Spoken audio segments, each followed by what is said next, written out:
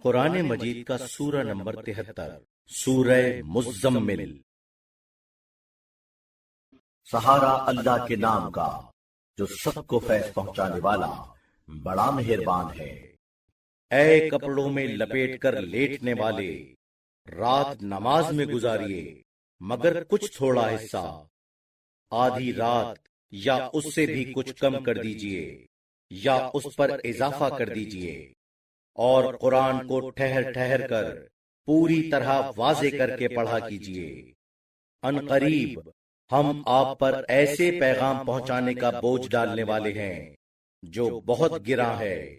یقیناً رات کو بیدار رہنا ریاضت نفس میں بہت پرتاثیر ہے اور کلام کو زیادہ مضبوط بنانے کا سبب ہے۔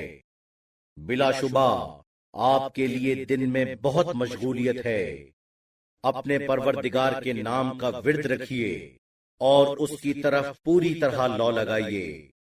مشرق و مغرب کا پروردگار کوئی سوا اس خدا کے نہیں ہے، تو بس اس پر بھروسہ کیجئے اور مناسب عنوان پر ان سے قطع نظر کیجئے، اور چھوڑ دیجئے مجھے اور ان جھٹلانے والے اہل دولت کو، اور انہیں تھوڑے دن مہلت دیجئے۔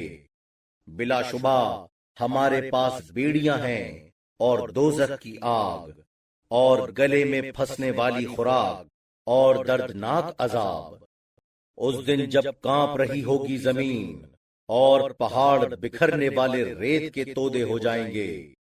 ہم نے تمہاری طرف ایک پیغمبر بھیجا ہے تم پر گواہ بنا کر، جیسے فرعون کی طرف ایک پیغمبر بھیجا تھا، تو فرعون نے اس پیغمبر کا کہنا نہ مانا، تو ہم نے اسے بڑی سختی کے ساتھ عذاب میں گرفتار کیا۔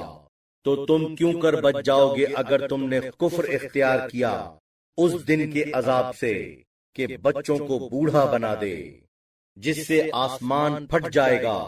یہ اس کا وعدہ ہے جو پورا ہو کر رہے گا۔ یقیناً اس میں ایک بہت بڑی نصیحت ہے، تو جو چاہے اپنے پروردگار کی طرف کا راستہ اختیار کرے۔